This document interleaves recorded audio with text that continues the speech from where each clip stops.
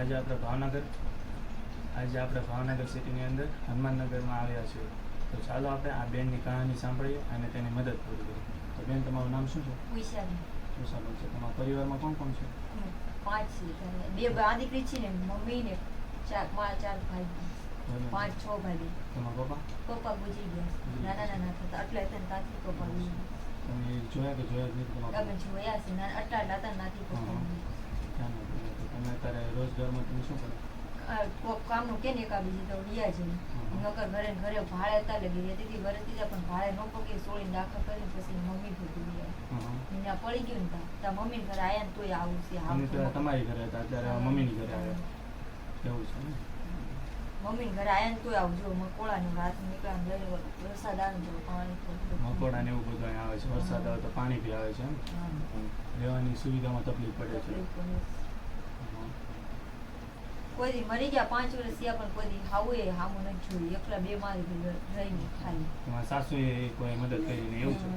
એકલા ફોટો નથી લેવા દીધો મરી ગયેલા. અચ્છા. એટલે કોનો ફોટો તમારો? અમારા ઘરવાળા.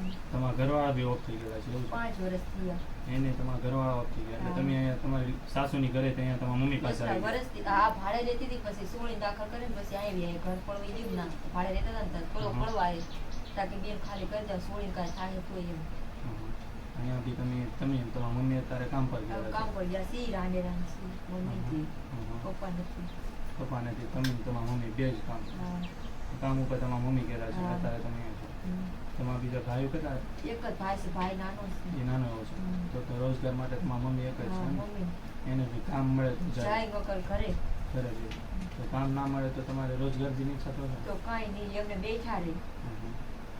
તમારે રોજગારની તકલીફ પડતી છે? બધી રીતની તકલીફ પડે. મકાનનું ભાડું પણ ભાડું ભરે મમ્મી ભરે હોય વિધવા પેન્શન આવે ને ભરે. વિધવા પેન્શન આવે એમાંથી તમે ભાડું હલાવે. ખાવા માટે તમે? ખાવા માટે બેન ની નાની છે ને કામે જાય. નાની બેન કામે જાય એને બી કામે મોકલવી પડે તો હું કર કામે જવું પડે અત્યારે જરૂર છે તો. સોળી હાજી માંડી પડ્યા કરે. તકલીફ દવાખાનામાં કરીએ ખાવા માટે બી તમારે તકલીફ પડે છે? તકલીફ બધી રીતની છે. મમ્મી ને 55 વર્ષ તો બી અત્યારે કામે જાય છે. પલાક્ષિકમાં જાય કોક એકા બીજા સામે બાજુવાળા છે ને લઈ જાય તે જાય. જોડા કામે લઈ જાય. કામ હોય તો જાય. કામ હોય તો જાય વગર ઘરે તને કોકે કીધું હોય ને એકા બીજે કે હાલો બોલતા કે વાંધો સોય દઈ એની હિસાબે તો નિશાળે ન દેનાથી કામની હિસાબે કે કામે ધંધે ન જાય તો ખાય હું. નિશાળીની તકલીફ છે. નિશાળે બી નથી જાતી છોકરી તો અહીંયા ઘરે મારે આને હું જાવ કામે તો આને લઈને જાવ મકર ઘરે હોય તો ઘરે તમારે કોઈ અહીંયા ઘરે કોઈ નહીં એટલે લઈ જવા પડે સાથે. નિશાળે જવાનું નિશાળે સરકારી છે પણ ના લેવા મૂકવાના વાંધા છે. અત્યારે ઘરમાં તમે તમારા મમ્મી બને જ રહો છો. તમારે રોજગારમાં બી તકલીફ પડે છે. ખાવા પીવાની વરસાદ આવે તોય તકલીફ. વરસાદ આવે તો રહેવાની તકલીફ પડતી હોય છે. અને દુઃખ નહીં થતું છે આ કેટલું થાય શું કરે ઘરમાં બેઠા રહે. તમારા પપ્પા નહીં તમારા પતિ બી તો નાનો ભાઈ એક છે. નાનો એવો ભાઈ છે. તો દોસ્તો આપણે તમે જોઈ રહ્યા છો કે આ બેનને કેટલી તકલીફ પડી રહી છે. તેના પપ્પા બી નથી. તે તેના સાસરી હતા વાંથી તેના મમ્મી પાસે આવી ગયા છે એના મમ્મીની મદદ કરવા માટે. એના મમ્મી બી અત્યારે કામે ગયા છે અને એ અત્યારે એકલા ઘરે છે અને એના છોકરાઓનું ગુજરાત માટે અમે તમને ખાવાની રાશન આપી દીધું.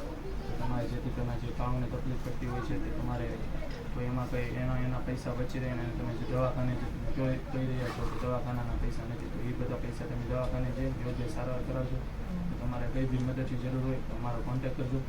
હેલો દોસ્તો, તમે જોઈ રહ્યા છો કે આ બેનની જે મદદની જરૂર હતી રાશન કરિયાણાની તો અમે અત્યારે તેને રાશન કરિયાણું પૂરું પાડી દીધું છે. તો તે બેનની જે મદદની જરૂર હતી રાશનની તો અમે અત્યારે રાશન કરિયાણાની જરૂરિયાત પૂરી પાડી દીધી છે તો જેથી કરીને તેને ખાવા પીવાની તકલીફ નહીં પડે અને તેનું ગુજરાન વ્યવસ્થિત રીતે ચલાવી શકે અને તેના છોકરાઓ કોઈ ભૂખ્યા ના સૂવું પડે એ માટે અમે અત્યારે રાશનની સુવિધા કેમ છે બેન? હવે તમને સારું છે?